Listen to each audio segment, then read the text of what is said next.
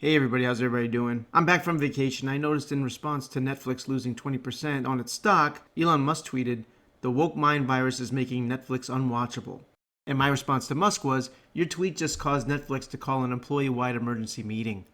Obviously, that was a reference to Twitter's response to Musk's buyout attempt. The left is having apocalyptic nightmares about Musk. Seems like an overreaction about free speech, given that all they have to do is hit the block button. It's not that hard, see? Look. The Washington Post certainly didn't like what Musk was doing with Twitter.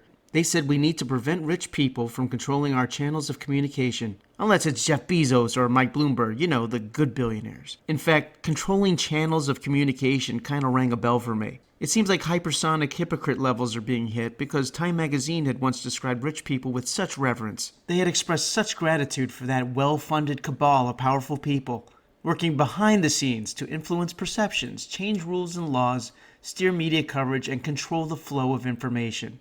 They were fortifying our election. No danger there, right? It's all good, man. A federal judge in Florida ended the mask mandates on flights, and the masquerade are freaking out. And I just want to say to them all, hey, don't worry. You can still mask yourselves alone in your car. No one can take that away from you. Will Smith has been banned from attending the Academy Awards ceremonies for 10 years. But come on now, it's Hollywood. They're all Democrats. So we know Smith's punishment will be reduced to time served. He'll probably get a welcome back standing O. Speaking of soft on crime, New York just had Bill de Blasio, worst mayor ever in the history of New York City. You can't possibly sink any low. Oh, hey, what's up, Eric Adams? Things are going great, especially with crime. Keep up the good work. Brief word, everybody. I need your help.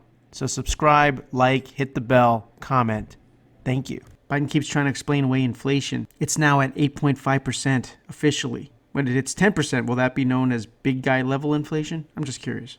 The Democrats keep trying to David Blaine 2021. Like poof, all this creeping inflation, it never happened. Every time Biden has a public event, something embarrassing happens. And I'm not just talking about verbal flubs. That can happen to anyone. But not Trump nor any modern president needed to be treated like a toddler in traffic like Biden does. Happy Easter. All right. Wait.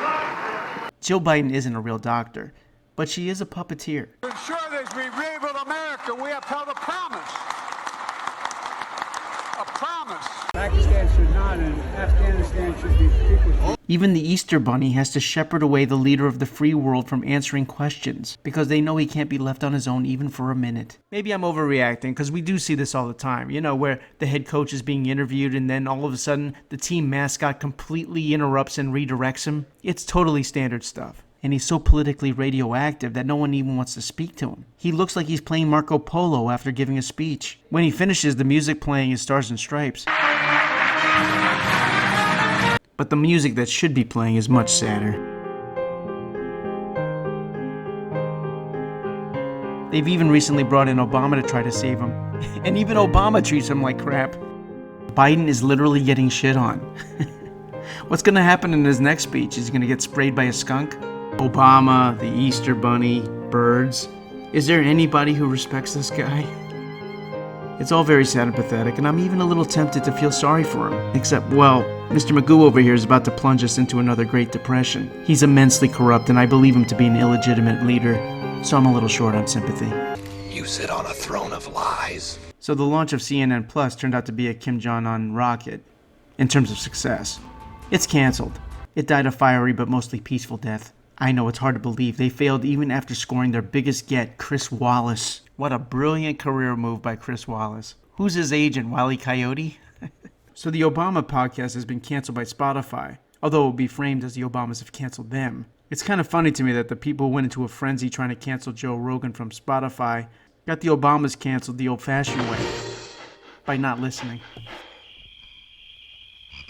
The Libs of Tik Tok was outed, harassed, smeared by Taylor Lorenz of the Washington Post, who had just been on TV 2 seconds ago crying about being outed, harassed, and smeared. You feel like any little piece of information that gets out on you will be used by the worst people on the internet to destroy your life. And it's so isolating. And terrifying. It's horrifying. And Lorenz did this to a woman, which by leftist standards is a special victim class. Of course, as everybody's noting, this is vastly hypocritical. But then it hit me. Maybe that's the whole point. It can't be a coincidence that Lorenz would bellyache about all this torment only to turn around 2 seconds later and be a tormentor herself. She knew conservative media would go nuts criticizing her, and by being criticized, the attention would catapult her to hero status on her side. It's very WWE, but it works. It pays to be a hypocrite. The second thing about the Libs of TikTok is that these videos are often dismissed as fringe, cherry-picking the extreme, based on their genitals. They tend to guess boy for babies who have a penis and girl for babies who have a vulva. But then you see things like the leaked Disney executive call. Our leadership over there has been so welcoming to my not at all secret gay agenda. And last summer we removed all of the gendered greetings in relationship to our live spiels. So we no longer say ladies and gentlemen, boys and girls. And they've been really open to exploring queer stories. Here is a mother of 2 queer children, actually, one transgender child and one pansexual child. That's not kindergarten teachers influencing 40 to 50 kids. These are high-level executives at a multi-billion-dollar mainstream media corporation, openly discussing influence and indoctrinating strategies that impact millions of kids worldwide. It's not a Libs of TikTok video, but it would blend right in there perfectly, which proves that the Libs of TikTok isn't fringy extremist cherry-picking. The fringe has become the mainstream. Finally, the Governor Whitmer kidnapping. It appears the FBI tried to entrap. FBI entrapment. Do you hear that? Somewhere Ray Epps just threw a chair against the wall in disgust. We need to go into the Capitol. The interesting thing to me is the timing. The Whitmer kidnap story was released oh so conveniently in October of 2020, with the election weeks away. But we're going to begin tonight with that alleged terror plot and the chilling plan. The FBI says it stopped before it could be carried out.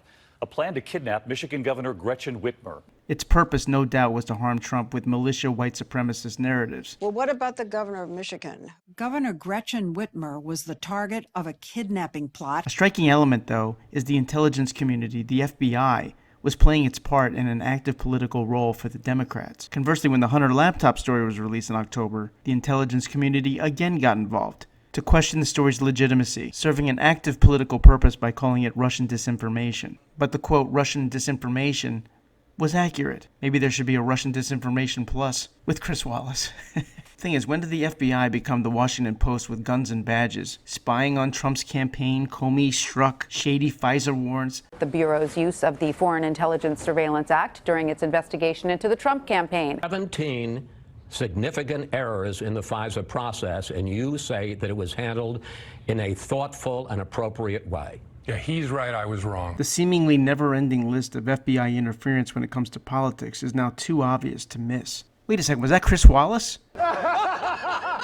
When it comes to news, you can have a mainstream media and a conservative media. But conservatives can't start their own FBI. Something needs to be done with the FBI. The question is what? You're fired.